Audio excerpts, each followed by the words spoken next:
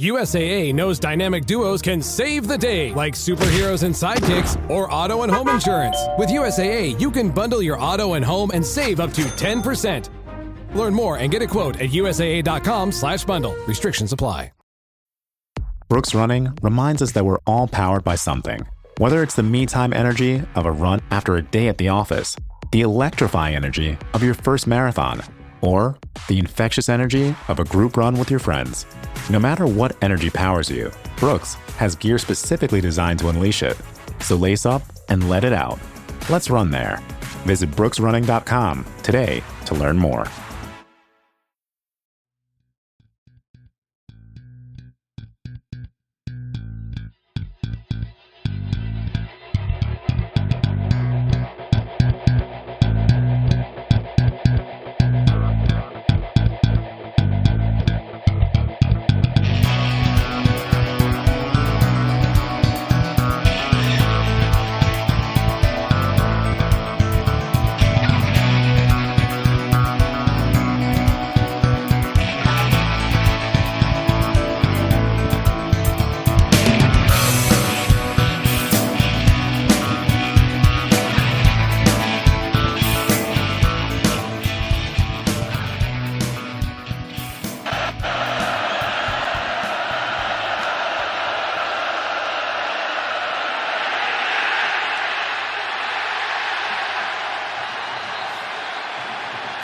Expected to be the quarterback.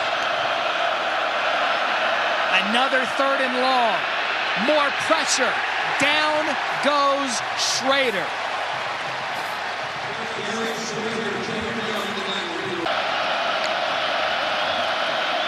Schrader sacked. Antoine Powell-Ryland. Burgos, and they're rotating the guys in. Huga Payne, they're all making plays. Everybody's making plays. 3rd and 12. Schrader sacked. Kendricks again.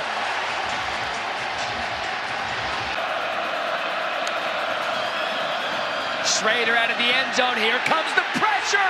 Schrader. Safety. That is Antoine Powell-Ryland and Cole Nelson, who's wearing the Frank Beamer 25 tonight. Fake punt last week to get the 25. We saw Coach Beamer at halftime up here, watching his Hokies. Fired up, proud to see the 25 jersey, and they have no answer for APR, Antoine Powell-Ryland. Schrader. Sacks. Pollard. Again. 7th sack of the night. Non-conference games, but conference games are what's important, and they're peaking at the right time. They peaked tonight defensively. That is sack number 8. I think they're going to be in first place alone after this week. And welcome back to the Boundary Corner podcast, along with who I think are my co-hosts, Brian Siegler and Jonathan Talley. I am Curtis Wilson. And this episode is brought to you by Dr. Jeremy Counts at the Main Street Pharmacy, your friendly neighborhood pharmacy located at 301 South Main Street in Blacksburg. That video courtesy of ACC Digital Network. Not 1, not 2, not 3, not 4, not 5, not 6, not 7, but 8 sacks. Boys, are y'all in the spirit for tomorrow night or what? Let's run it, man. Oh, yeah. We ready. We ready to get it, man. Ready to go. I actually got a basketball game to go to, so I won't be doing no trick-or-treating. My son's got a game at 7, so we'll be at the school. You know what? I got the wood ready. I'm gonna have a fire going. We got some friends coming over. It's gonna be a nice little night. Kids are gonna go out and roll about 8 or 9 deep through the neighborhood. There you go. There you go. Yeah. Similar thing over here. We're getting up, doing a big dinner. Maybe in the cul-de-sac, Brian, probably in my garage because it's going to be cold here tomorrow night. Good evening, LeVar. How you doing tonight? He likes the mass boys. But same. And then going around the neighborhood, getting my kids a bunch of candy that they don't have any business eating. So I'm going to steal it all.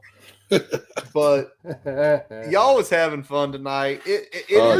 This is going to be a fun show tonight because not only is it the day before Halloween? We are a day early, but between basketball, kids trick-or-treating, a bunch of other stuff, we had to come out because we couldn't get it together Wednesday. Shelton not with us on the night. He is on the injured reserve this week, a little under the weather. Hope you get better out there, Shelton. But boys, we got to talk about Tell the Truth Tuesday about the Syracuse game. We got to know the enemy in Louisville, and we got a couple news and things we've got to share. One that not broke today, but it was announced today. So Brian, raise your mask, sir. Because it ain't no way. It's a good question. Is it going to be a trick or treat? We don't know. You will find out what we think. But Brian, ain't no way you could go more than 15 minutes with that mask on without sweating like 6 pounds. You know what? I would have given it a run. You would have given it a run? We'll have to see what happens, man. There we go. A lot of people joining us tonight. We appreciate all the love.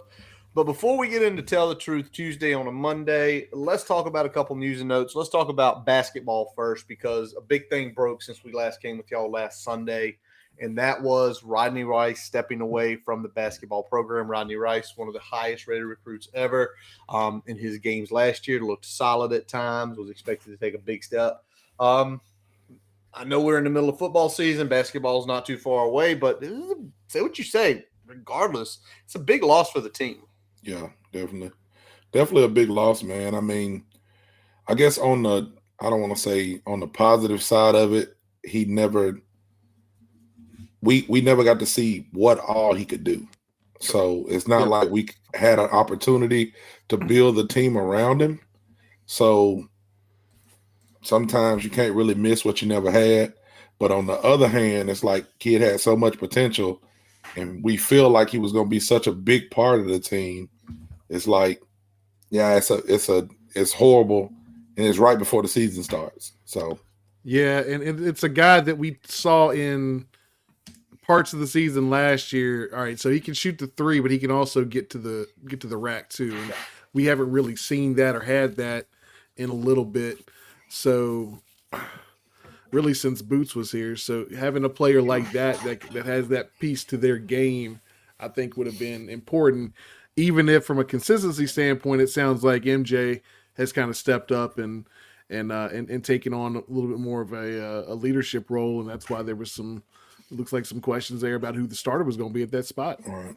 Well, it's also interesting. The guy that recruited him is at Maryland. Now, as far as him stepping away, he screwed himself this year. There is no portal. The portal for basketball is not until May. Mm-hmm. So he can go enroll somewhere else. He cannot be on a team or anything like that. So he's effectively taking a year off of basketball. And for a guy who was banged last year and didn't get to play a lot, it's going to be interesting to see where he lands. Brian, what you said is what I believe is the biggest part. We know he could take it off the dribble. And how many times last year, y'all, we were sitting there and we were always just kind of screaming, we just need somebody to we need to break this 3-minute spell of not scoring and somebody just take one to the hoop, get a layup, get a foul, something. And he was going to be that guy. And, unfortunately, it is what it is. We move forward. It's going to be interesting to see how that season goes. All right, next one. And this was something that was announced a couple weeks ago, revealed tonight on ACC Network 6 to 7. I was trying to watch it, but we were eating dinner. Shout out David Cunningham. That man is a lifesaver for all the tweets he puts out. But the ACC schedule, because of the additions of Stanford, Cal, and SMU, effectively had changed. And I think we as Hokie fans, when we started looking at it, boys, it did not change for the better. I mean, what we wanted, I feel like we got as fans. We did. I mean, whenever we changed up, we took a rivalry away that I think everybody was looking forward to. You can say what you want, but anytime Virginia Tech and Miami plays, I think we might not win all of them, but it's always a good time. Oh, yeah. And that's been a long-standing rivalry. And when they took it away, I think a lot of people were, a little upset about that. So, when you look on the schedule and you see them back on there and they say, hey, this is going to be one of your permanent opponents, like, it just makes for good football. So, hell, if you want to be the best, you got to go beat the good teams. So no matter who's on that schedule, good team, bad team, whatever kind of season they're having, we just got to go win. Because if we keep building on what we got, we'll be a good team. Exactly. And, I mean, you love getting Miami back. You love not seeing BC on the schedule every year. Thank God. That's a 1-2 punch that you're happy to see. You only have to travel to the Carrier Dome once every 5 years. Yeah. Tell the truth about that. So it doesn't get much better than that. It doesn't. And it's important if you take a look, because something I was looking at is not everybody got the same amount of rivalry games. Some got 3, some got 2, some got 1, some got none. But I think if you start looking at it, is the focus is the games that can draw, right? Yeah. Miami, Virginia Tech, wherever it is, it normally draws. Mm-hmm. Whether it's Thursday night and a 3:30 late night game, it draws. FSU's playing Miami, FSU's playing Clemson. That's going to draw. If you kind of look at that, that's the way they've kind of set it up. But they've also made sure that certain corridors are together. The far northeast is together. The Western teams are together. That makes sense. But they kept it to 8. I think, Brian, you were probably more disappointed than us. I wanted to go to 9. You were banging the table for 9, which would make more sense. But, we're staying at 8 games.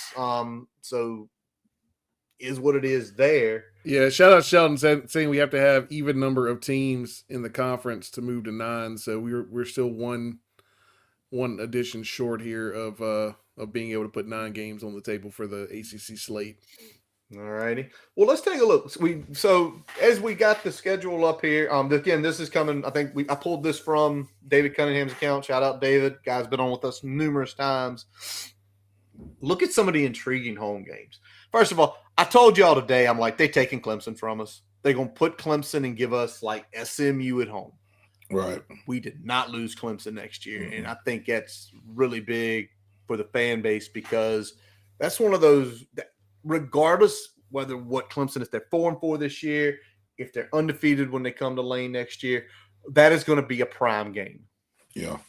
What else intrigues y'all as y'all take a look at this the schedule for roughly the next 7 years? Well, I don't know, a little bit of what I don't want to say. Well, yeah, fucking made me mad.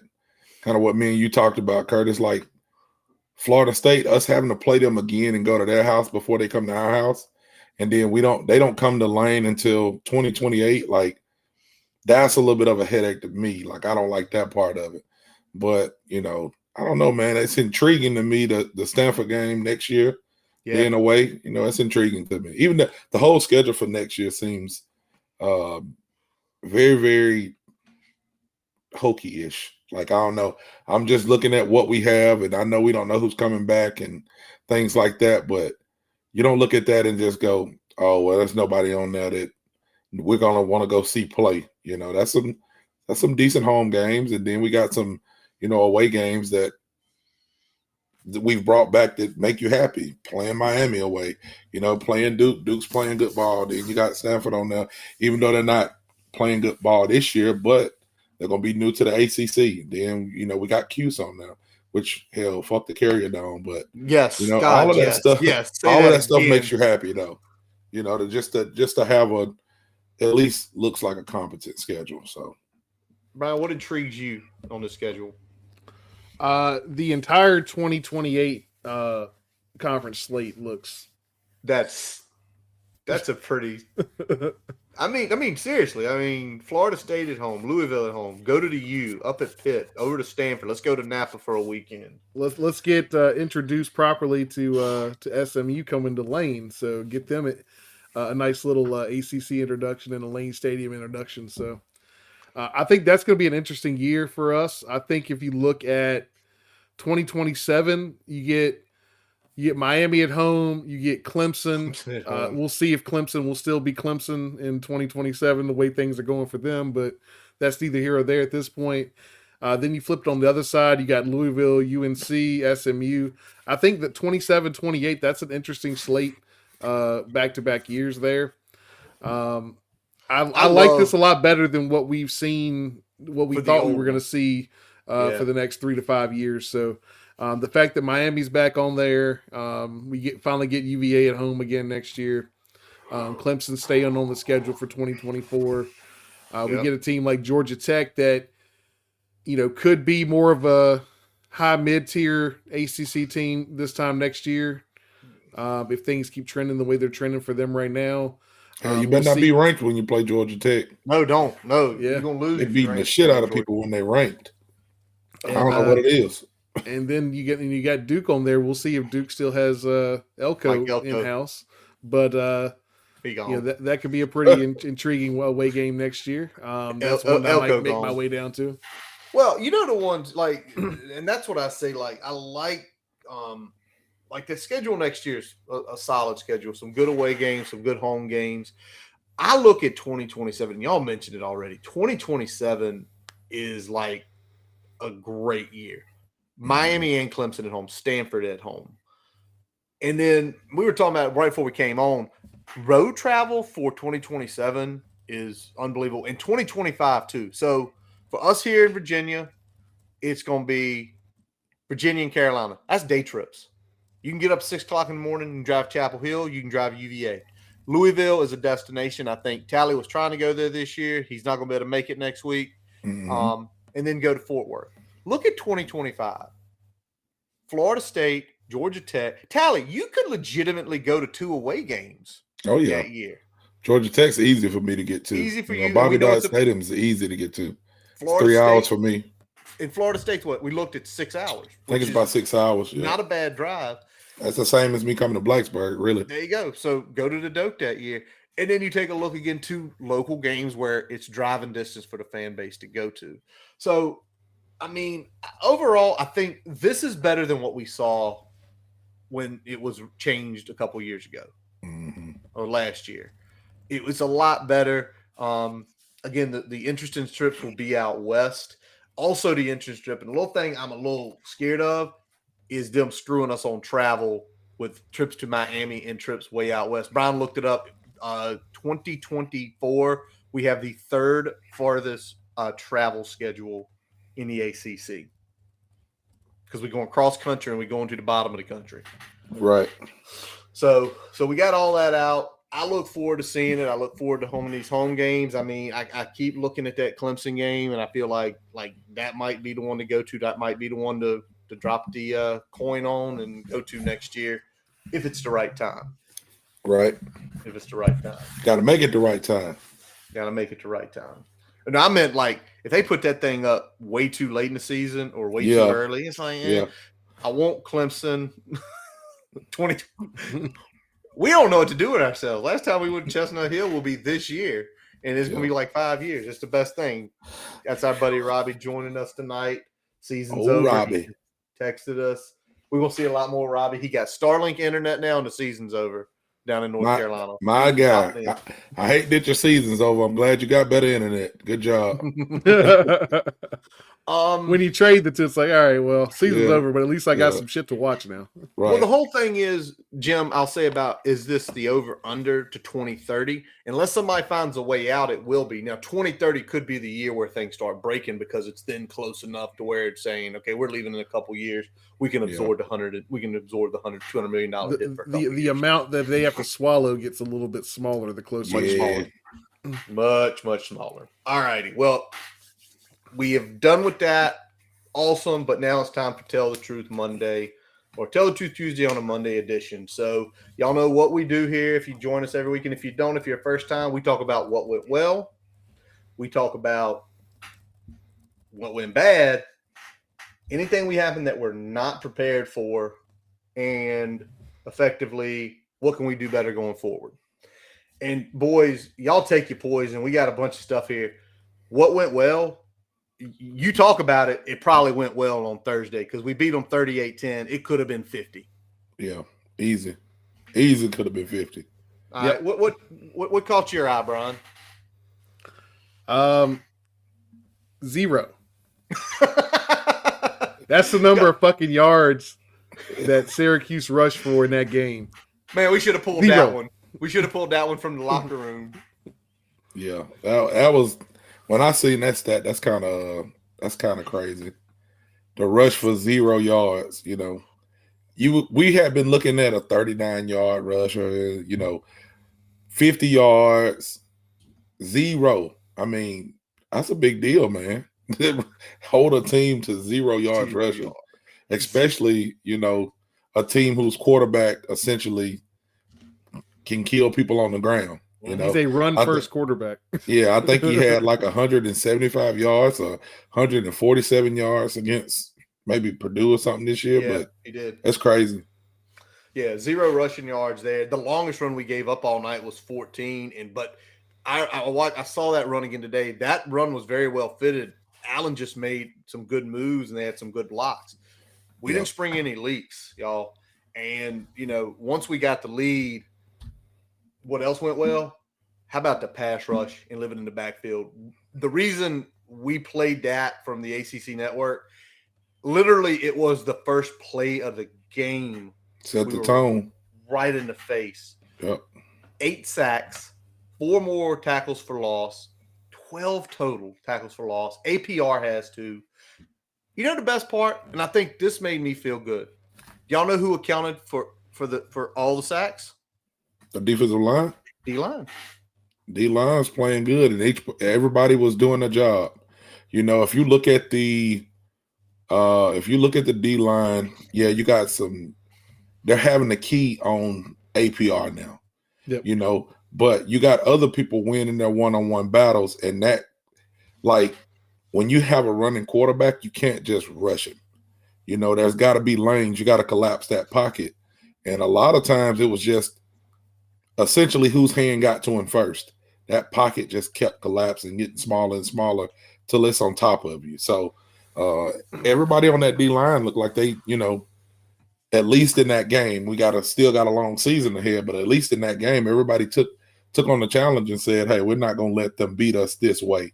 Yep. And, once that happened, it was just you seen what happened. And the 0 rushing yards. The ends were flying up the field, but also the D tackles were pushing the pocket, keeping those lanes tight so Schrader couldn't step up, he couldn't escape outside. Mm-hmm. Everybody was where they needed to be, and everybody was coming full force at that quarterback. Yeah. And I mean that, like Curtis said, we had 8 sacks in that game. Another 4 tackles for loss. I mean, when you can penetrate into the backfield like that and create problems for the quarterback consistently, everything else can fall apart, especially when you're doing a good job in the running game and not letting them run for big gains where they can keep the sticks moving and stay ahead of the sticks, where they can get some better quicker opportunities in the passing game. So he had to stand in the pocket and throw downfield, and we were able to get home.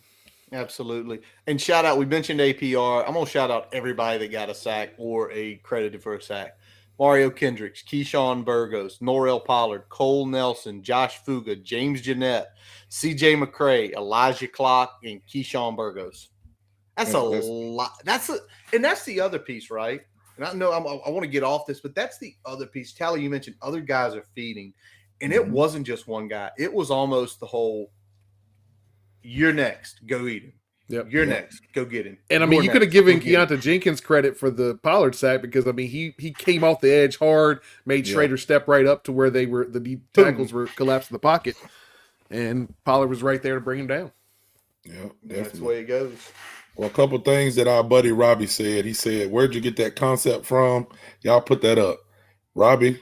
I know you just getting in here every week, man. They've been giving you credit. We definitely appreciate your your anything that you give us here at BCP and the knowledge that you have. Always a pleasure to talk to you.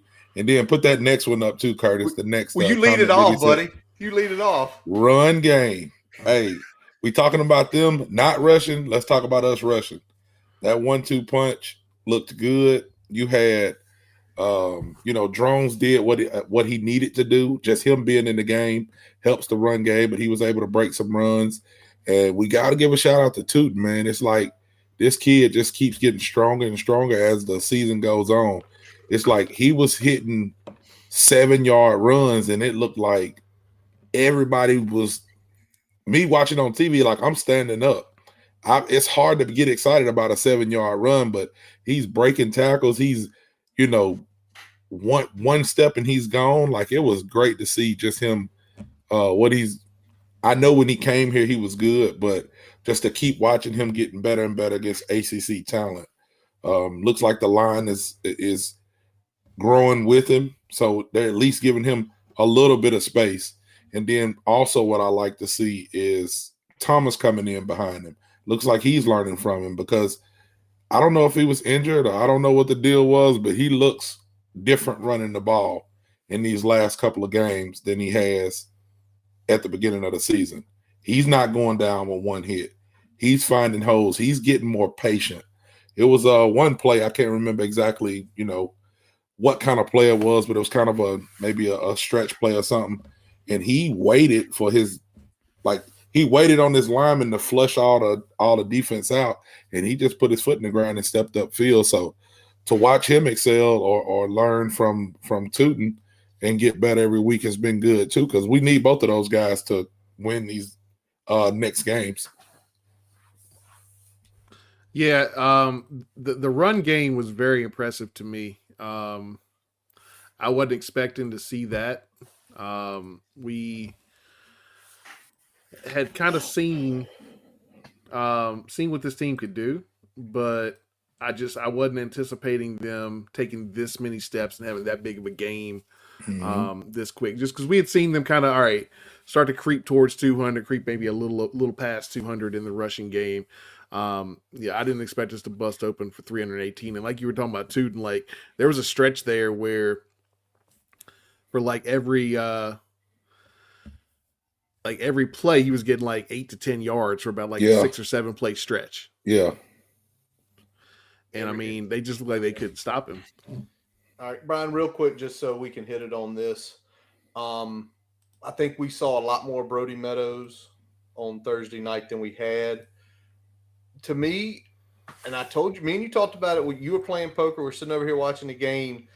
Parker Clemens, that didn't look like the Parker Clemens from the first 7 games of the year. It wasn't perfect. No. But it won't where he was. It may come down to, it may be competition. It may be, because I've seen, just from my perspective, I've seen some shuffling on the line. At one point, I'm texting Curtis like, Chaplin's not in the game. Is he hurt? And then Parker's not in the game. Is Ron Crook trying to get some of these young guys some burn to say, you didn't do your job, you got to come over here and stand with me? Or were they injured? Are they trying to get, we don't know. But I do know that when you rush for 318 yards, people who are going in the game, somebody's creating some holes. Mm-hmm. And then even when the young guys got in at the end of the game, they came off the bench height. They were firing off the ball at the end. You see people firing off the ball at the end, wanting to get in, wanting to show what they can do. So, that's what you got to do as a football team. You got to build off each other. You have to continue to iron sharpen iron, and you got to have those competition plays in practice. So I'm thinking, from what I'm seeing, that may be it. It's a little bit more competition going on where people's not just comfortable where, you're the best we got, you're going to have to go out there. It's like, no, we'll put a freshman in if we need to. We just need somebody to go in there and get this job done. So I agree with you, Curtis. I did look a little bit different. Parker did look just a little different this game than we've seen him. Now, again, it wasn't perfect, but we got to give him a little bit more credit for this game than we have seen in other games. Yeah, better overall. When you look at what we want to see, I think progression is what we've kind of been looking for in this offensive line, and we're starting to see a little bit of that. Yeah. And some of that's mentality. I think some of that is this team is starting to take on at least on the offensive side, is starting to take on the mentality of their quarterback. Yeah, true. And when you see the way that Drones has approached these matchups and how he comes out, he's fiery. He's somebody that isn't afraid to go up and deliver a blow when he finishes a run. And I think the offensive identity is starting to kind of feed off of that. Yeah, 100%. Well, let's talk about Drones on the other part of his game and how efficient he was on Thursday night. 63% 8 an attempt on 6, 15 to 24. And Brian, talk about what you saw from Felton and Lane, because I mean they carried the load. Yeah, it was really a good game from both of them. We saw the big play, big deep ball to Felton, that kind of really got things going and really kind of put the game a little bit out of reach, right? That was kind of the play that kind of felt like broke their back, because we had scored a couple field goals, got a touchdown, but that felt like the dagger play. That was the play that kind of broke their will for good and all for the rest of the game. Yeah, for sure. And they both had two deep balls. The deep ball Brian mentioned for the touchdown, but Lane's that little deep, whatever he did, the corner. They said Dan Mullen, not a bad analyst by the way. I didn't mind listening to Dan because he said he talked about why Lane got his guy. He said he was running it, showed corner, guy bit, he hit post. Yeah. And then Drones dropped it right in the breadbasket there, which was great. Here's the other thing I like. You go pull up the box score, guys, and start counting the number of names that got a catch. 9. Yeah. 9 guys got catches. Yeah. And yes, Felton and Lane got 9 of those. But for those other 7, he hit Gosnell, he hit Lofton, he hit Tootin, he hit Malachi, he hit Wright, he hit Gosnell, he hit Holloway. To me, that's where we keep talking about. You know what that means, Curtis? Progression. He's going through progressions.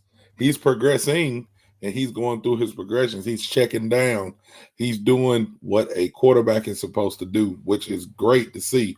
Drones is my guy. He's all of our guy. Like, we've been team Drones from the beginning, but I will say, I'm going to toss this back to you, Curtis, because I don't want to call it what went bad. I think we can talk about it here. Seeing Drones, not because he didn't have his A game. No. Like, if I rated his game with us winning like we did, I'll say at least a B- is probably where I put him. You know, he missed a couple of guys. He, missed a couple of deep balls, different things like that. Even on the sacks, I feel like, some of those sacks, he can get out of that. Yes, the more he learns, because they had a spy on him, and I think he's just better than that linebacker. Linebacker making a great play, but him maybe holding on the ball too long or waiting too long to take off. So I'll say, talking about it while we're talking about this, Curtis, how do you feel, about Drones not having his A game, but still having that mentality to rally the team for us to beat somebody 38-10? Y'all say a lot about it, and y'all both played at a collegiate level. It's mentality. We blew out a team that was 4-3. Yes, they had their struggles coming in, but they had some.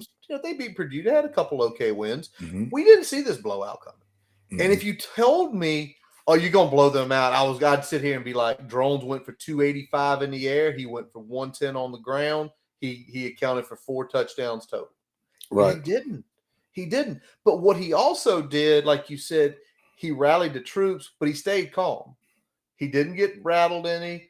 When he had one big run, he was kind of getting boxed. They spied him. But Brian, what do you say to this? That when the quarterback has that B- and something like this happens, what does it do for everybody around you? What does it do for the line? What does it do for the wideouts? What does it do for the running backs?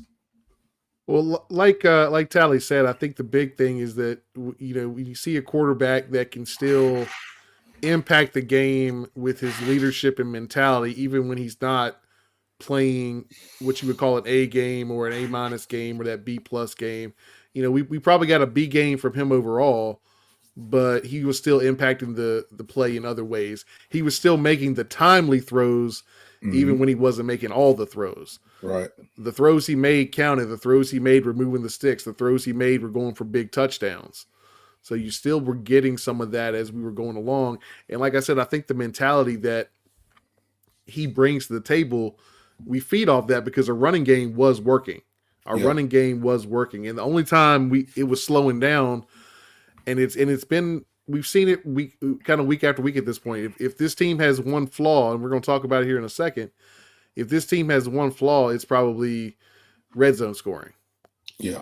Yeah. And that's where two things are happening there. One, you show your inexperienced quarterback. Some of that inexperience shows up in those tighter windows, those more quick decision making that has to take place in the red area.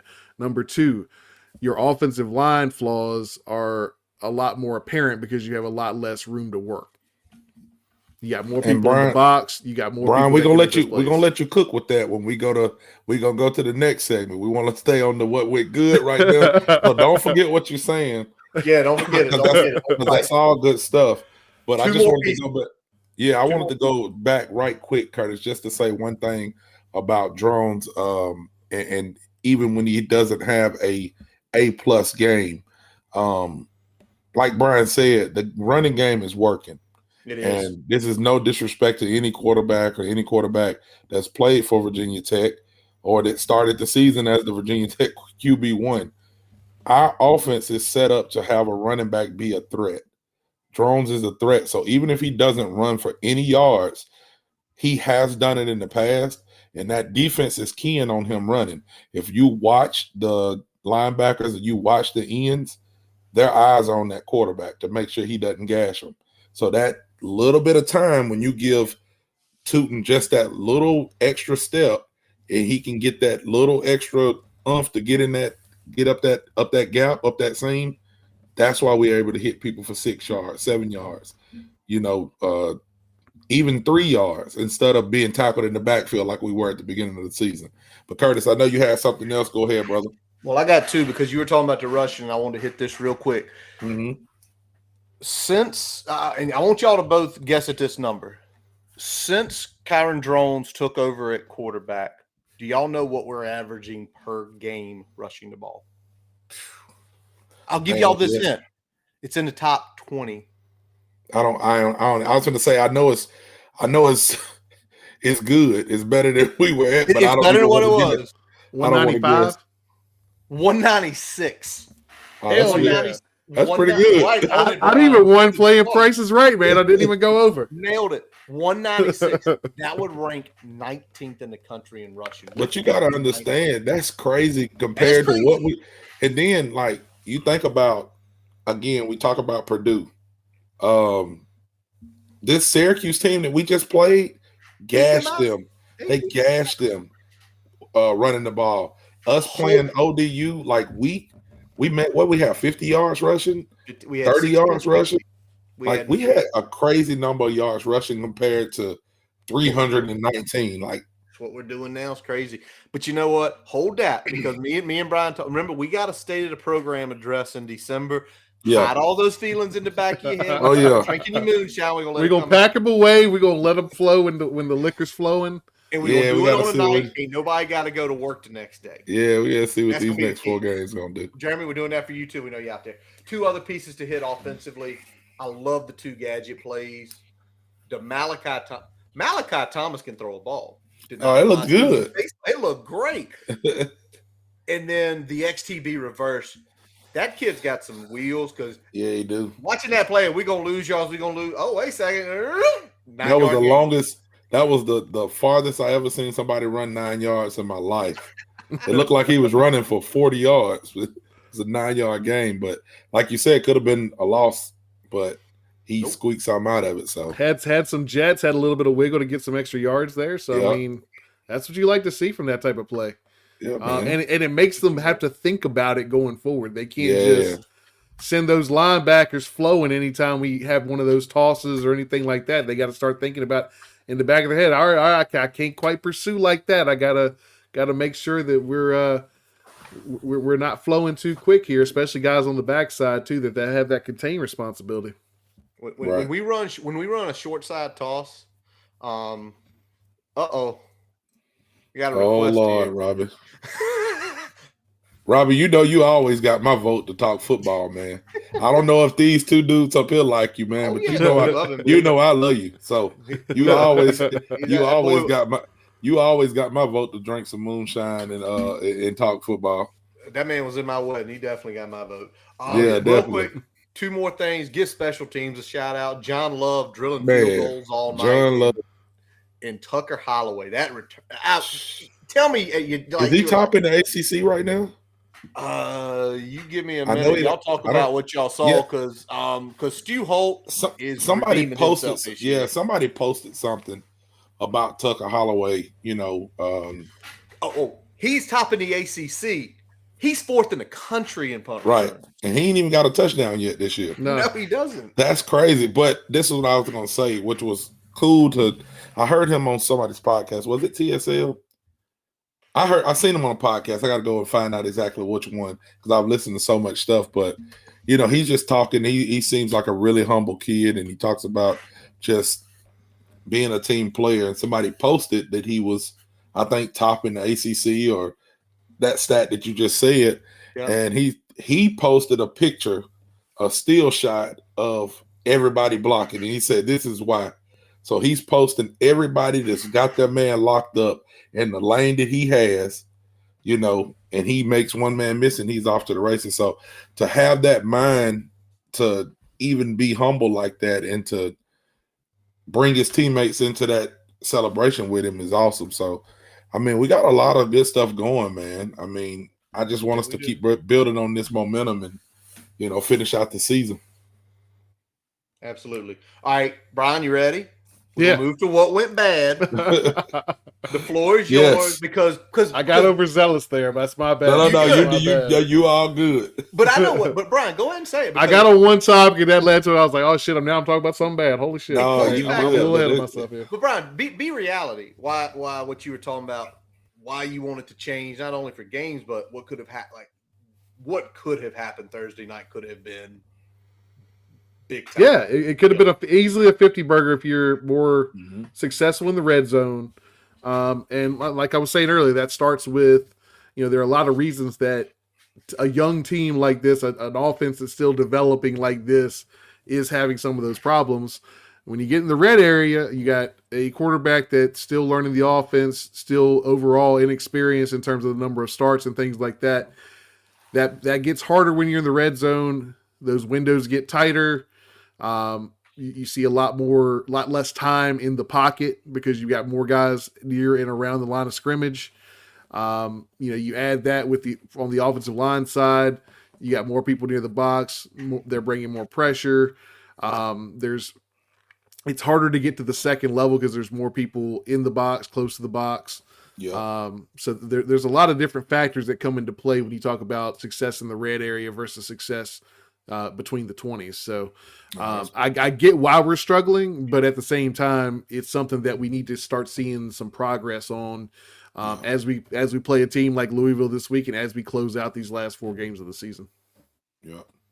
Especially 100%. like you said, when you're playing somebody like Louisville, where you're going into their house, you're going in as an underdog. If you get in that red zone, you're not going to beat a team like that with field goals. Not all the time. A field goal could win it, but you gotta get in the end zone. You gotta touch pay dirt. So, like you said, all of those things that you talked about are things that our young offense, our young play caller, is gonna learn and is gonna do better. As far as the offense as a whole, we're gonna see that stuff and we're gonna start producing there. So, I'm excited to see what we're going to be able to accomplish.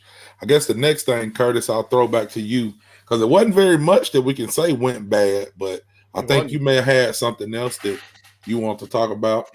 Well, just no forced turnovers. We had the opportunity a couple times. I mean, we got the ball on the ground. There were a couple times we got our hands on it in the air and we just didn't do it. Right. And again, that's the thing, goes back to what Brian said. If we force a couple turnovers in this game, I mean, let's go back 99 and go 62-0. I mean, this game could have been big time bad. Yeah. And to Brian's point last week, Syracuse to me is a better team than the bottom. Yeah, they're like right there, about to fall under that tier. If they lose again, they're gonna fall into that tier, and we might have sent the death nail into Dino Babers' coffin. But that's the piece. Which like this team's a little bit better. They've got a good running quarterback, which always seems to be an issue. Yeah. But we overcame it. And let's go into this. And I'm gonna go ahead and lead mine. Y'all already said it once. Anything happened we were not prepared for. I was not prepared of how we clogged those QB lanes. He did not escape any all night. I was shocked to see that. That's a credit to not only the entire defensive coaching staff, but Chris Marr understanding and getting the guys in the mentality like, listen, and I said it, we have to stay disciplined. We were aggressive off the edges, but to Brian, your point, we were pushing the gaps. We weren't moving. We weren't trying to like stunt and shift and slant and all this. It's like, listen, just get up in there. Make sure if he comes up, he's not coming up to anything. And a couple times we got lucky and he took too many steps back and we were able to get up in the interior defensive line and get to sacks. What about you, Brian? What in the world were you not prepared for?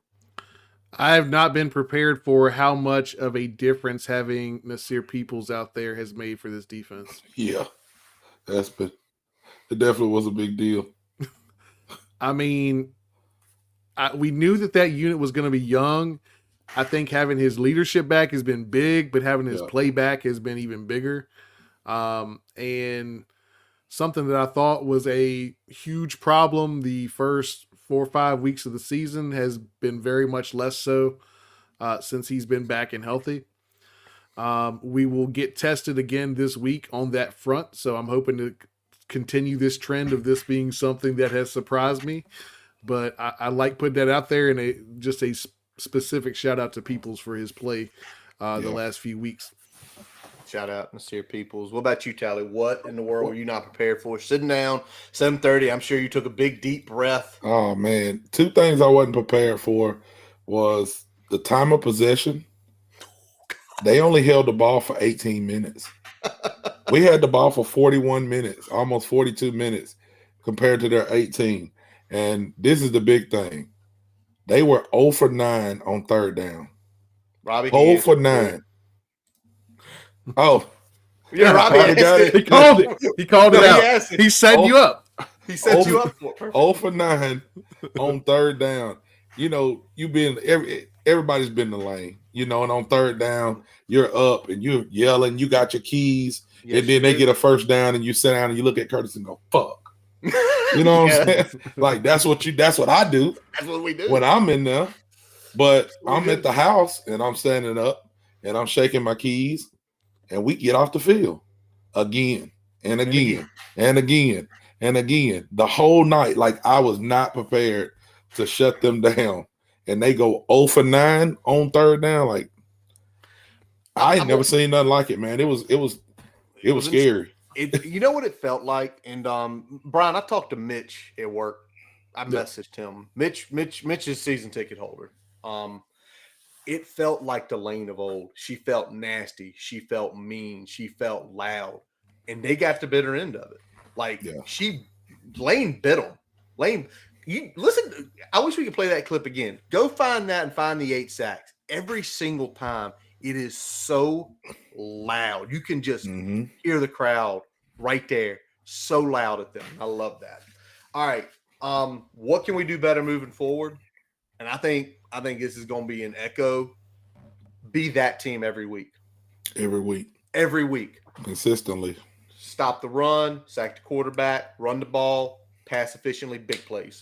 Yep. And it's like we know we wish you could, but we know we might not get 8 sacks every week. We understand that as fans that watch football. But we can be a team that shows up and does their job, that fills lanes and doesn't give up a fucking 70-yard touchdown on 3rd and 2.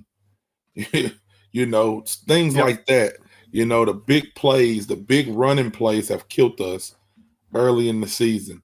So it's good to see that we've somewhat corrected those. You know, you don't want to speak too fast because we still got 4 games to go. But from what we've seen in the Pitt game, from what we've seen in the Wake game, from what we've seen in this Syracuse game, you know, Florida State is a little bit different. Florida State, we don't even talk about that. Outside of 3 plays, we saw it somewhat consistently against them after that first quarter. So right. So, you know, just be that team, like you said, every week, man. And you know, this season shapes up and finishes up good for us. Brian? Yeah, I mean, I'm right there with you. Just let's be this team every week. And like Tally said, I don't expect 8 sacks, but I want to see the same type of effort of getting there. Like, you're not always going to get home 8 times. Like, there's going to be quarterbacks that get rid of the ball better than Schrader did. There's going to be quarterbacks that find a way to step up in the pocket differently and able to get the ball out of their hands better than Schrader did. But you're still impacting the play. You're making him move faster. You're making him have to get rid of the ball quicker. If you're consistently doing those things, you're going to be in a good position on defense to get off the field. And I'll say this too, Curtis. When you say be the same team every week, that means at home and away. We've seen a different team at home than we've seen away. So 100%. This week we're going away. Yep. We're going to play a ranked Louisville team, which we're going to talk about after Curtis gives us some words. Well, the last piece I'll say is, and y'all talking about it you can't get egg sacks every week. You likely can't. But what you can do, and y'all know this from both playing tight end and line and Tally playing defensive end and everything, you make them think so much. There's going to be times this week where Louisville's going to go and max protect on certain plays because they're going to be like, we screw up on this 5-step drop, he going to be in Plummer's grill and he going to hit it. We don't want that. So what we going to do? We're going to play max protect. I want you shade left. You're going to shade right. We're going to send 3 routes out. We're going to keep everybody else in. And when you start doing that, you start taking away the options. Mm-hmm. When you start stopping running the ball and you're filling the lanes, okay, instead of the running back going to where the lane's supposed to be, I'm going to kick it out because they fill in the laps. I'm going to try to get to the edge. And then the next thing you know, it's 7 yards for loss. That's what we're talking about. All right, and you are right, Tally. Before we get to know the enemy for the Louisville Cardinals, we are going to take a quick pause from our digital partners and Main Street Pharmacy. New Icy Hot Nighttime Recovery relieves pain at nighttime while your body recovers. Icy Hot, you're so back. This episode is brought to you by LinkedIn. Healthcare professionals can lead their careers with LinkedIn. Discover jobs by specialty, preferred shifts, and even desired salary. From mental health therapists to radiology technicians, it's now faster and easier for healthcare professionals to find the right fit. Learn more at linkedin.com/healthcare. Side effects may include faster job placement, improved work-life balance, and increased career satisfaction. I can probably save you a lot of money, and I can take a lot better care of you. That's pretty much it. My name is Jeremy Counts, and I'm a pharmacist. I own and operate Main Street Pharmacy here in downtown Blacksburg. My brother's a pharmacist, I'm a pharmacist, my uncle's a pharmacist, my dad's a pharmacist. I remember he would give me M&Ms to count in little pill counters. This is just something I've always done, and I'm just lucky that what I know so well is something that I can do and feel good about it and give back to people. Pharmacies are your frontline defense. Pharmacy's job is to make sure you're getting optimal care for the lowest price possible. Also, we take the pressure off of emergency rooms. I'll tell people immediately when they need to go to the doctor, or I'll tell them if they just need a cream over the counter. If there's something that isn't commercially available, if it's something that's not available in a certain strength or a certain form or anything like that, we'll make it. Tailor-made medications. Some of those options save people a lot of money. What motivates me? I get to take care of people and live in Blacksburg. That's all I need. As we take a quick break, we'd like to tell you about getting your free website report from our digital partner, Grassroots Digital Marketing Studio.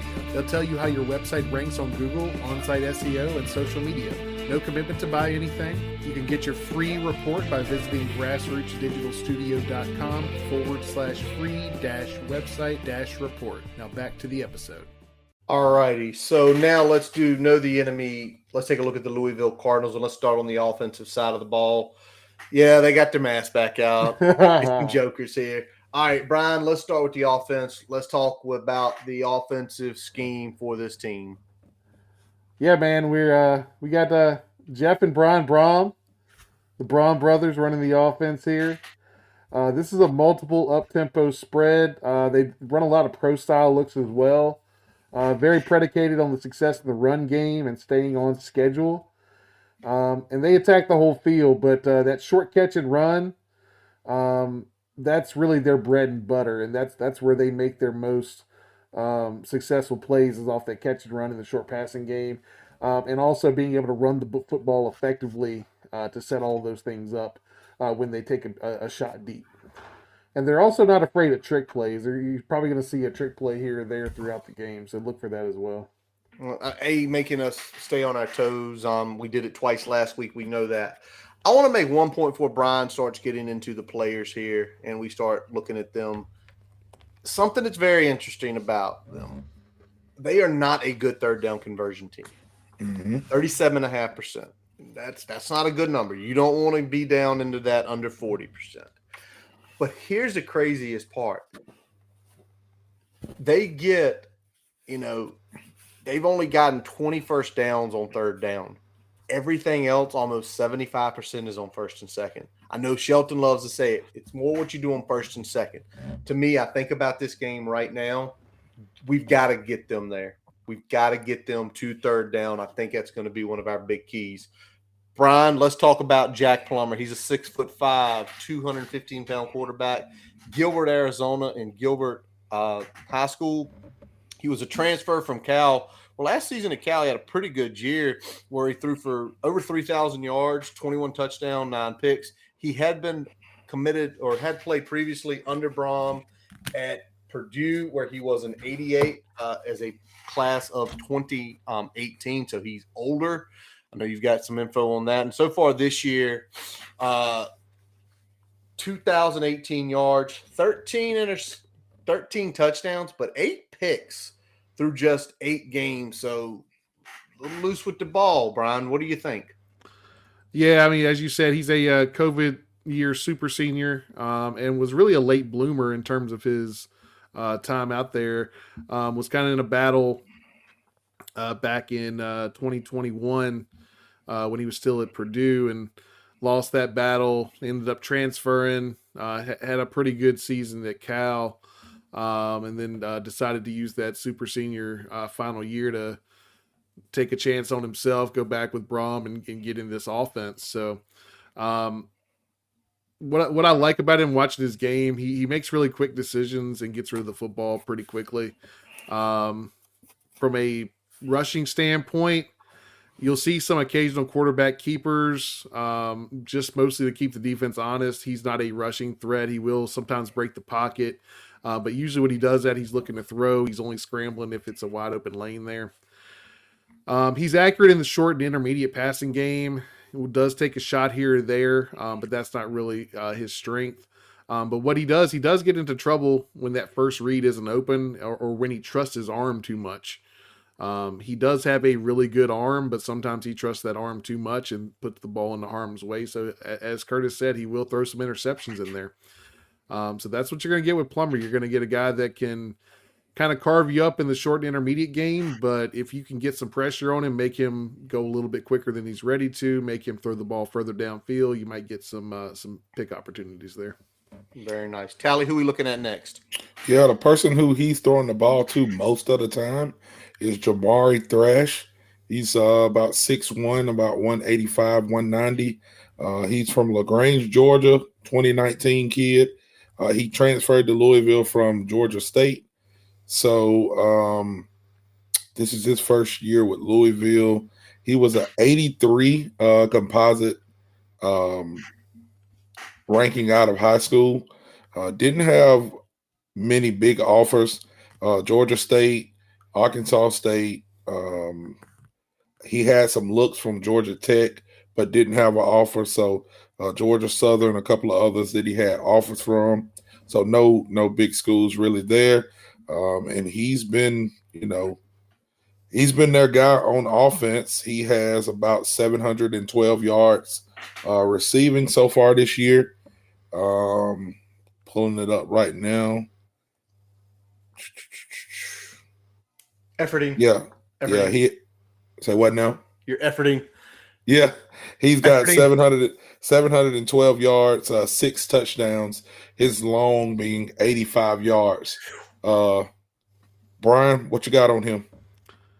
Yeah, man, he's a big time threat, man. They really use him every level of the defense. Most of the route tree is available to him.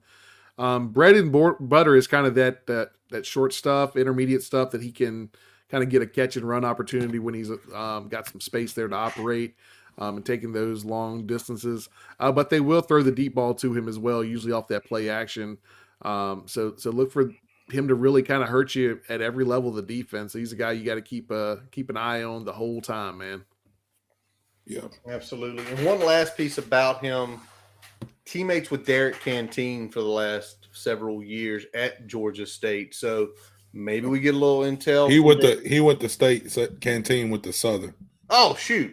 Thought they both went to State. No, Canteen went to Georgia Southern. Oh man! But he went to Georgia State, and I've got a buddy here that I sold cars with. His son transferred from Georgia State to USC this year. So Southern Cal, his name is Jamil Muhammad. So I've watched Jamil play, and I've seen this kid play before this year, and he is really talented. All right, so definitely got to keep our eye on Jamari Thrash. And something real quick, we were shooting the breeze about this right before. You take a look after Jamari Thrash, nobody's over 300 yards. Nobody's over 300 yards. The highest next reception, he's got 46 receptions, 17. That's a big stinking gap between wideouts. And one reason it can be a big stinking gap between wideouts is because of their running back, Jahar Jordan. Jordan, 5'10", 185 pounds, hometown of Long Island, New York, originally a commit to Syracuse way back in 2018. He was a 3-star composite, rated an 88 with 247. Played a couple years there before he transferred down to Louisville. Had a solid season last year with over 815 yards, and he has not only surpassed that already this year, he's blown by his touchdown numbers as well and his average yards per carry. 824 this year, 7.5 per carry, 10 touchdowns. And Brian, is he used out of the backfield? Some, not a ton. He'll get a couple catches a game, but he's not any sort of primary weapon that they're using in the passing attack. What he is really good at is he has great vision at the point of attack. He can be a home run hitter. He's got that type of elite speed.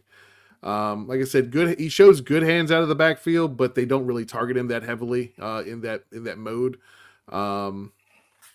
They'll occasionally throw kind of a screen here or there. They'll throw screens to their wideouts. Screens to tight ends. So they'll throw some screens. That's in their repertoire, but it's not something that they target him a ton on. But he is absolutely the engine that makes that offense go. If he has a rough game, they're going to have a tough time scoring the football.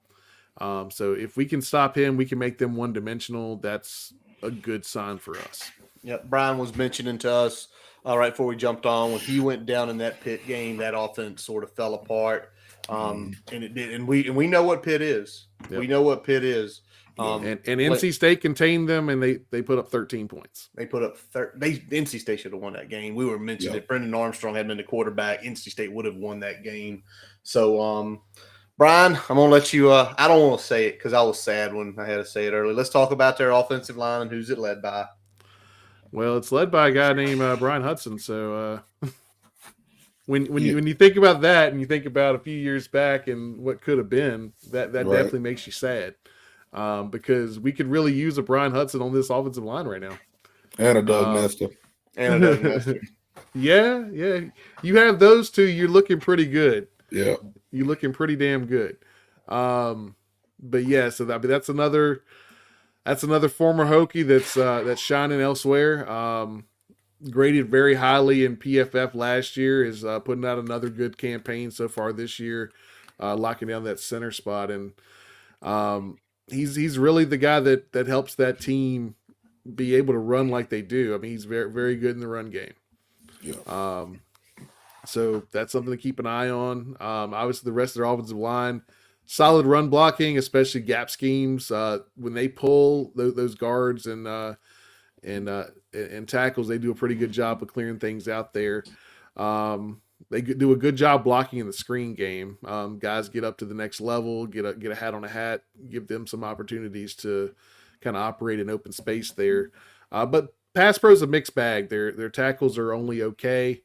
The guard and tackle combination, sometimes if you can run some stunts or some blitzes at them, sometimes they can get confused, and they struggle with blitz pickup off that edge pretty well. So if we're attacking off the edge with Keonta, or Kalai Lawson on the other side, I think we're going to be all right. All right, have some chances to get home. All right, so there is the offense again. This is a pretty dangerous offensive team, and you see the weapons and you see how much they're scoring. So it's good to have knowing some news notes on the way they like to do things. We appreciate that, Brian. All right, Brian's work's never done. Next, he has to go look at the defense. And Brian, let's talk about this defense, and because it is a change, right? Because they were a 4-3 last year under Brian Brown with Scott Satterfield. 3-4. 3-4. Oh, excuse me. Yep. 3-4. What they have changed completely this year. You're looking at a 4-2-5 scheme. They employ that stand-up defensive end that we've seen a couple times this season. We'll shift into kind of a 2-4-5 nickel package when they're trying to get after the passer on those third and long situations. Not super blitz heavy as much as you would think for a 4-2, but they do like to bring pressure, and they will shift the fronts to create confusion. So. Not something we're unfamiliar with here, but probably a little less aggressive, leaning a little bit more on their defensive line to get some pressure on the quarterback. Yeah, and that group is led by Mark Hagan and Ron English. They are a co-DC unit. Watching that game on Saturday afternoon, English is the play caller. They mentioned that several times. But something that I found very interesting, and this really piqued my interest, was – they are 19th in the country in sacks. That's pretty good, right? You top 25 in sacks, you're getting to the quarterback. Usually you see that it correlates to tackles for loss. They're not big on that. 70th in the country in tackle for loss. And Brian, they do have a really good defensive end that is making some hay. He is pretty high up in the country as far as it comes to total sacks. He's got like 8.5. Let's talk about Ashton Gillett, who is a 6'3", 270-pound defensive end out of Boca Raton, Florida, class of 2021, in 85. All he was an 85 when he came out. Biggest offers, this is where you always look at those stories, Maryland, Duke, Kansas, Wake Forest were some of his big offers. And he, like I said, 8.5 sacks. 8.5 sacks so far this year. 27 tackles. He's forced a couple fumbles. He's balling. And what can we do to stop him? And what's he show? Yeah, I mean, typically he's the hand in the dirt defensive end. Though they will kind of have him standing up depending on the alignment, but usually he's the guy with the hand in the dirt. He's coming hard off the edge. Really good against the run. Will also be very good in the pass rush game here. Steady when they run at him, but plays flat and fast in pursuit, so he does good there as well.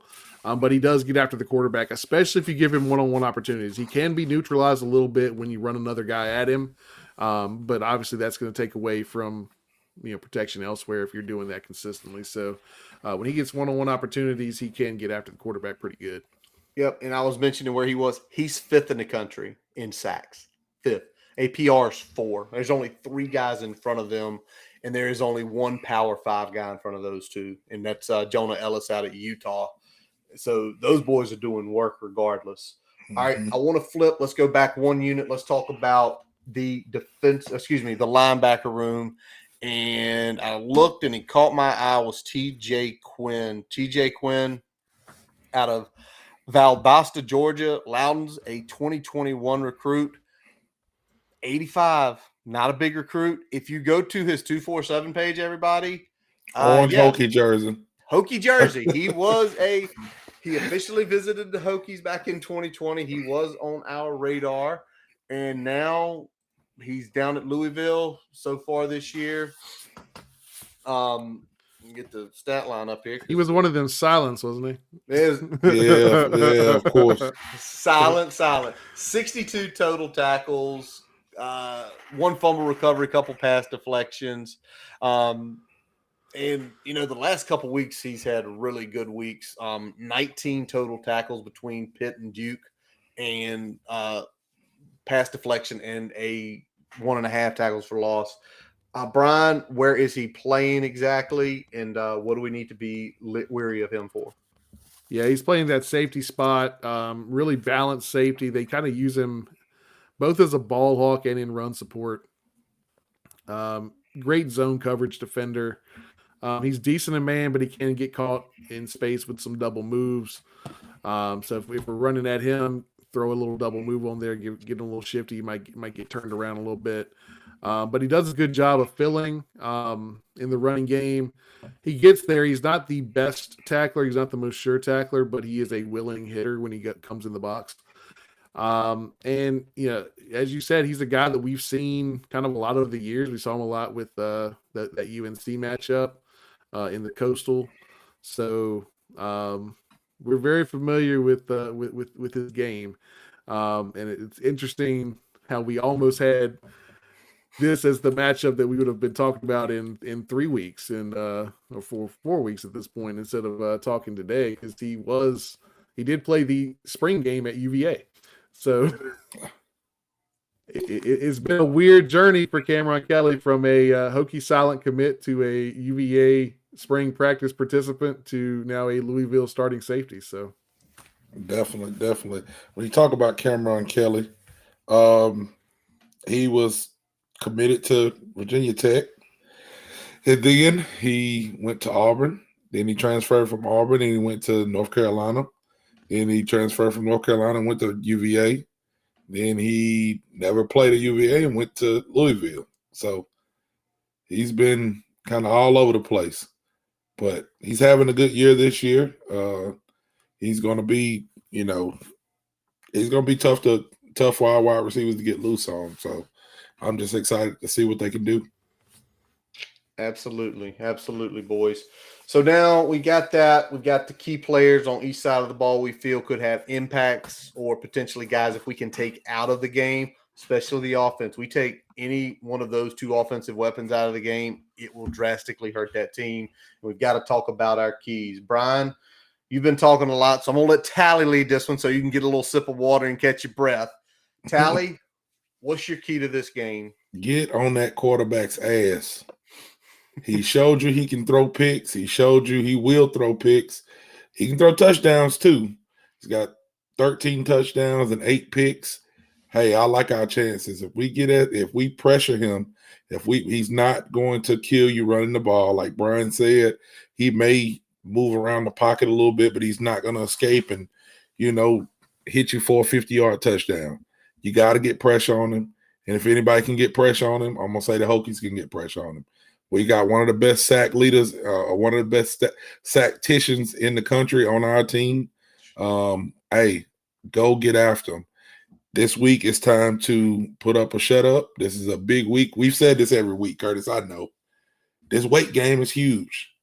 This Pitt game is huge. This Syracuse game is huge. But really, this game here, you're going on the road and you're playing a ranked team. Yes, you are. And whoever wins this game is in second place in the ACC. There are no more divisions. So this is a huge game. Yep. This is a game where Virginia Tech can put themselves on the map more than they are. Yep. Brett Pry can solidify his coaching career here. And this team this season, man, they've turned it around. They've turned it around already, but we still got big goals. Like I said from the beginning, I said, hey, just get me to a bowl game. These guys may be looking for ACC championship, man. And I got to say this before I let y'all say what you said, because Grayson wanted me to tell Shelton, but even though Shelton's not on here tonight, Grayson said, Shelton, you got to quit telling people that they can't dream about the ACC championship. Let us dream. That's what Grayson said. And I think his words was, tell Shelton to kick rocks. I'm just saying, you Shelton, I don't think you're feeling good tonight, man. But when you watch this, Grayson said, let Hokie Nation have this. They want to get this. They want to get to this ACC championship. Mr. Drones, what's going on, my friend? Mr. Drones, how are you doing tonight? Good to have you along with us. And Brian, I am going to pitch back to you now because we usually do 4. Shelton's not here, so I'm going to take the 2 at the end. And I know you got one on the offensive side of the ball. Yeah, it really, I mean, it holds true on both sides of the ball. You got to be effective on first downs, stay on schedule as an offense. And on the other side, we need to stop them from being effective on first downs. That way we can get pressure on that quarterback, make him make some mistakes, get those sacks, get those interceptions. So that's the key for me. Go out there and be effective on both sides of the ball on first down. Get us into a situation that's favorable, keep them in unfavorable situations. All right. So I got two. The first I've kind of already alluded to. We've got to get them to third down. Get them to third down where they seem to struggle for whatever reason. I'm going to assume, Brian, you tell me if I'm right or am I going down the right road. The reason being that sort of tempo offense, if you're getting them in the third, they haven't probably hit a good play, right? If you're getting them to third, number one, you can't run tempo unless you pick up that first down. Number two, if you're trying to run the tempo, that means you've had two plays that have not been what you would call successful plays. They might have been good enough to get you in a third and short situation, but they are not what you really want to see from a tempo situation. Tempo, you want to be successful on first and second. You want to keep the defense on their heels. You want any third down you get to be a third and 1 or 2 yards. There we go. And if they're not hitting tempo, it probably means they did not hit at least a 5+ play. The second piece, and I said it earlier, we need takeaways. If you go look back at the Pitt game and you look at the NC State game, they turned the ball over multiple times. I think we need 3. I think we need 3 turnovers in this game. And now we got to go make our predictions, boys. Prediction and our big screeners, which we're going to talk about, is presented by Prize Picks. Our big screener segment, always presented by Prize Picks. Prize Pick, a daily fantasy app where you make entries based on player projected outcomes. This week, I'm going to tell you what I'm going with. The Jets are playing the Chargers. Justin Herbert's at 267.5. Go under because the Jets are a really good defense. Zach Wilson's at 198.5. Zach Wilson's not a good quarterback. Go under. Take the 2 unders in that, and that should help you make a little bit of money for the Prize Picks. So, again, Prize Picks, they will match up to any deposit up to $100 when you sign up using the code BCPicks. QR code there on the screen or boundarycorner.bcpicks. I do not have our record from last week. I forgot to pull it up. I don't think it was great, honestly. Mine's never great. So Fade tally. Glad you Fade tally as Fade always. Tally. All right. So I'm going to lead this because as much as my heart wants to do it, my head cannot do it because I say we need 3 turnovers. I think we get 2, but I think we lose a war against Louisville at Louisville 33-30. That stupid line that came out of 12.5 that's already went down to 10. If I'm betting against the spread, give me the Hokies all day because I do think we're going to be able to keep up with them. They have shown they are a good defense, but they have shown flaws at times. I do think Kyron Drones is the most dynamic quarterback they will have seen all year. Honestly, I don't think they'll see anybody else like him all year. So Louisville to win, Hokies cover. And I'm sad about that. Tally? You know what? Before we started talking and before Brian gave me all of the knowledge that he gave me, I was with you and would have said, the Hokies are cover, but Louisville to win. But I'm gonna say the Hokies are gonna pull one out. All right. I'm gonna say, I'm gonna go with Hokies. I don't know. I want to go 28-21 is what I'm gonna do. I just feel like with our defensive line playing how they're playing and how they've been able to get to the quarterback, I don't know if their quarterback can handle the pressure that's going to come to him, and I think he's going to turn the ball over. And I think we may get those 3 picks. I think we may get those 3 turnovers that you say we need. And I just think that how our guys have responded, they know what's at stake. And I think we're going to go in, and I think we're going to bring our own guts. I'm hoping this is what I'm hoping because we've been a much different team on the road than we've been at home. So I gotta ride with our guys just because I'm not sold on Louisville. Louisville's a good team, but Louisville show they've got a great receiver and they've got a good running game. So if we can at least keep that in check, we got a chance there. So I'm gonna go Hokies 28-21. All right, Brian, what about you, man? Yeah, I'm going Hokies here too. To cover. I've got this one coming down to the wire, man. I think the Hokies are playing with as much confidence as we've seen in a good while. And I think that's going to feed it. I think it might just be a little too much there at the end with the home field advantage. I've got the Hokies losing a tight one, 31-27 Louisville. I think it's something that you can still have some solid takeaways from, even in the loss. But I'm hoping it goes the way Tally's talking, I tell you. Yep. We hoping Tally is right on that one. And yeah, you go ahead and put it up. We did not get an official. All we got from Shelton was Virginia Tech. We did not get. We're taking that as a cover, not a win, until we hear otherwise. Until we hear otherwise, we'll put it out there and let you know. Well, yeah, once he gives us again, Sheldon under the weather tonight, not going to be here with us. All right. As always, we are college football fans, second after being Hokies fans, and there are actually some good games on the slate this week, a couple overlappings. But let's start with the first one, Brian. I got this one up here, Kansas State at Texas. Huge game for the Big 12. Huge game. With Oklahoma losing last week, they're on the verge of losing potentially their playoff spot. And we got Kansas State rolling down into Texas. Kansas State blew the crap out of Houston, 41-0. I think Texas is coming off a win.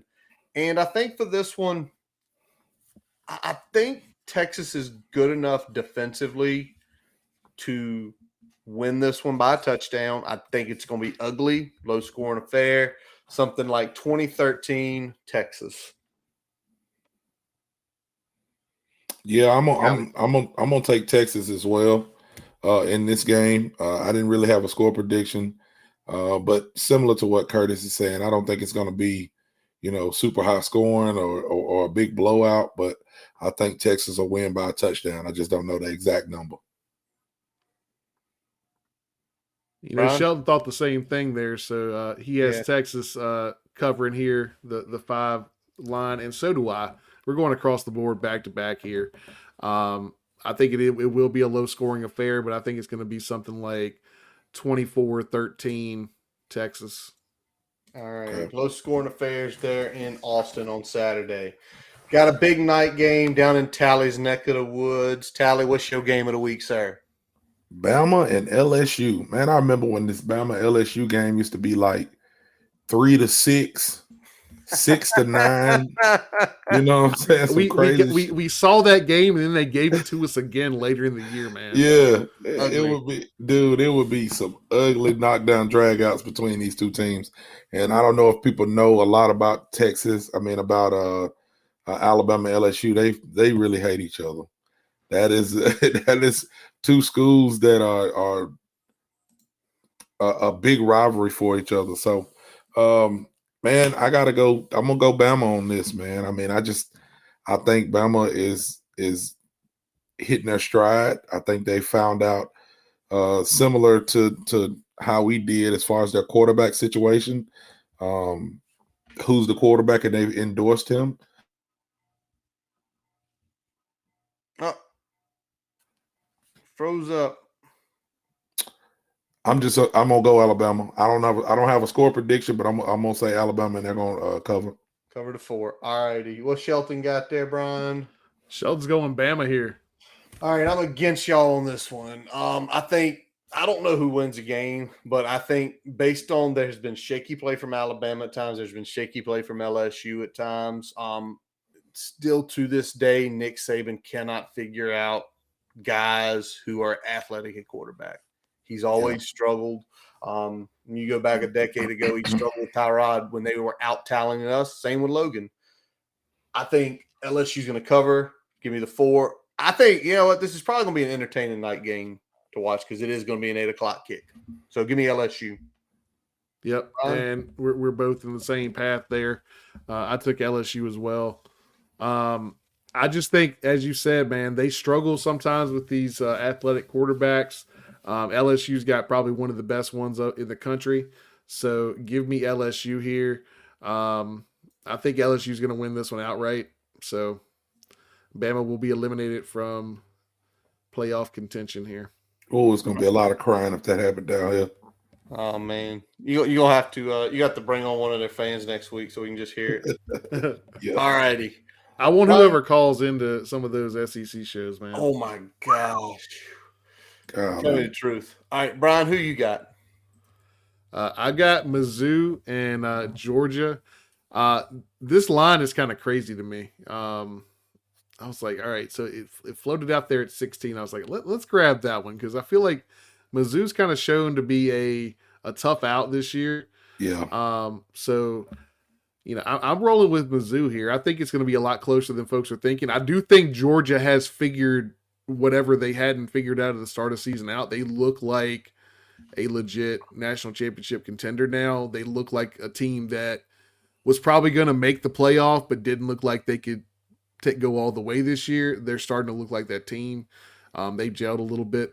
I think that 16 line is still a little fuzzy, though. I think it's probably about a 2-touchdown game, but it doesn't quite get to that 16. No, it's not. Y'all, Georgia tricked us last week, didn't they? Oh, 14.5 to Florida? Yeah, Florida will hang in. And they beat them by like 26. Yeah. Georgia by 23. 17.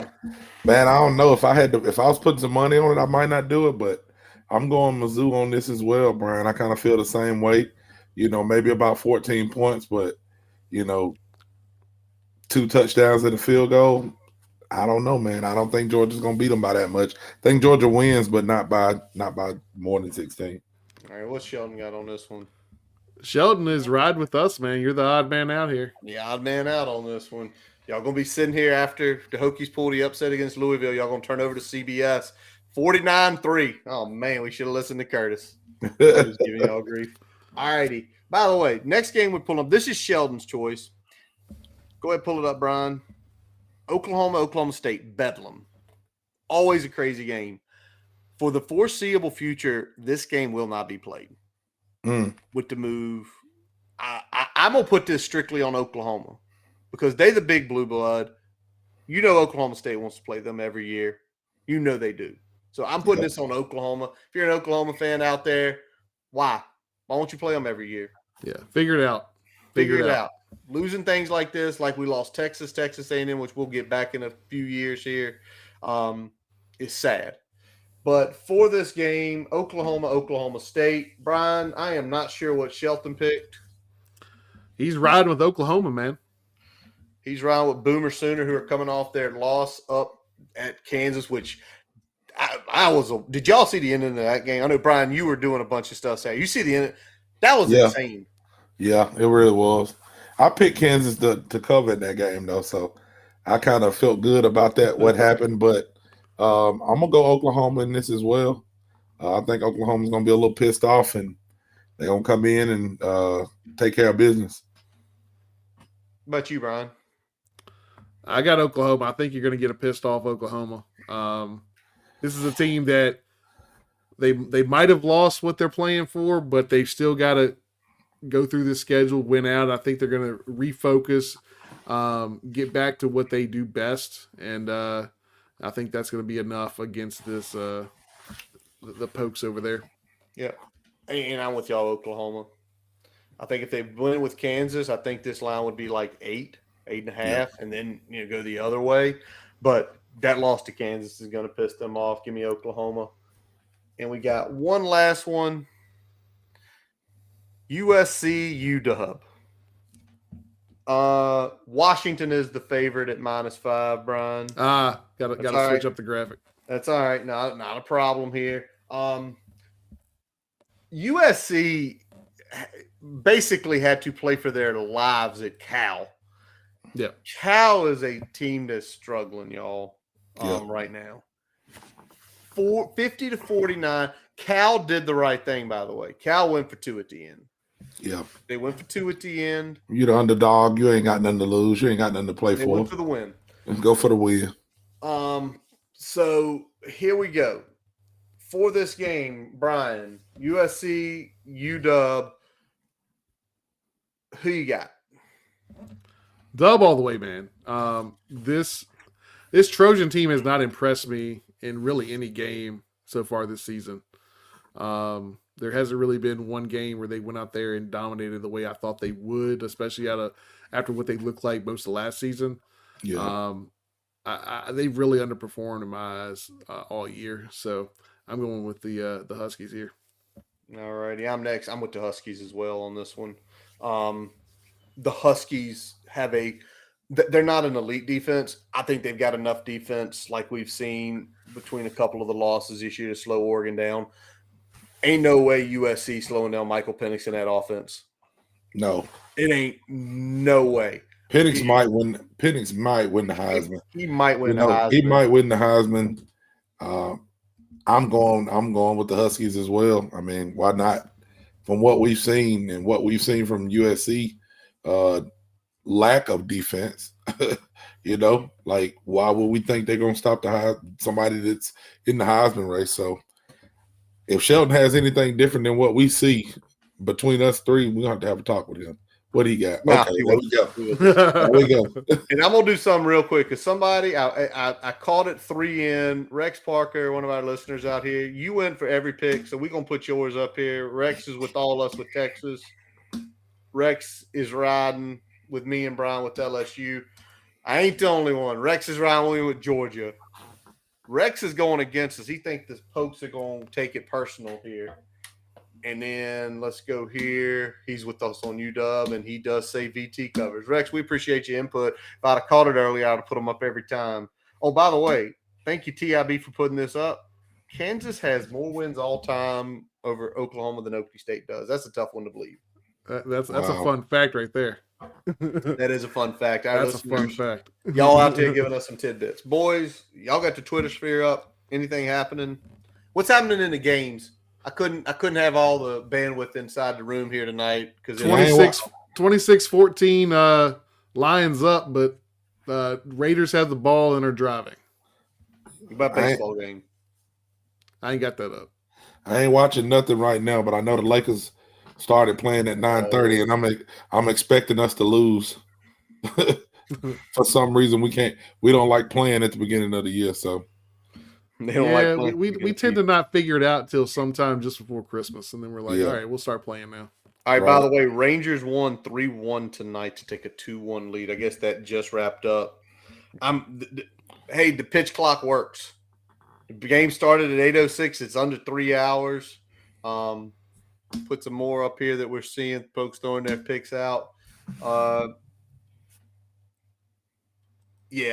My question is, why is LeBron James playing like 26 minutes at the beginning? Shouldn't it be like play heavy the first month, then light for a while, then heavy again? I don't know what we're doing, man. But he is almost. Yeah, we won one. We beat the Suns without 2 of their stars. It's still almost lost. I mean, they had Durant, but they didn't have really anybody else. Right. Yeah, 1 and 2. Okay. I mean, we've been in every game. I guess that's one thing you can say. I mean, yeah. It wasn't like we got smoked in any game so far. I mean, hey, Tally, you sure you want to turn it on? Y'all up right now? No, I'm not going to turn it on. I'm just going to find out. I'm going to go to sleep and wake up and see if we won. Everybody, next week when we come back and talk about the game, he's going to tell us he did not go to sleep that night and he stayed up till 12 o'clock watching the Lakers game. Probably. Garoppolo just missed a wide fucking open Devontae Adams. He'd still be running right now. Oh, man. Well, I don't think I'm playing either. Well, boys, if nothing else is broken, let's wrap up this episode of the Boundary Corner Podcast, brought to you by Main Street Pharmacy in Blacksburg. I'm Curtis Wilson. I'm Brian Siegler. I'm Jonathan Talley. Visit our website, boundarycornervt.com, to listen to all of our episodes. Check the merchandise shop out at the Boundary Corner store while you're there. Also, Tally, Sactician. We might have to do that. Sactician. That's pretty good, right? That is a pretty good one. Sactician. While you're there, follow us Twitter, Facebook, Instagram. Please subscribe to the YouTube channel. Please subscribe to the YouTube channel. Also, our podcast sourcing, Spotify, Amazon, Apple Podcasts. Jason Long plays us out every week. I don't know Jason's bets. He's probably got at least one parlay rolling tonight with the NBA. We're gonna start putting this. At least. I mean, hey, we'll be straight up, Tally. His first 5 days on NBA, he has absolutely nailed, which means he's probably going to lose for a month and then claim he's not playing and then get some extra money. But that's neither here nor there. Check him out on Apple, Spotify, YouTube, Facebook channels. Go to jasonlongmusic.com to get connected all there. Also for his live events. We thank you all for listening. And as always, let's go. Hokies!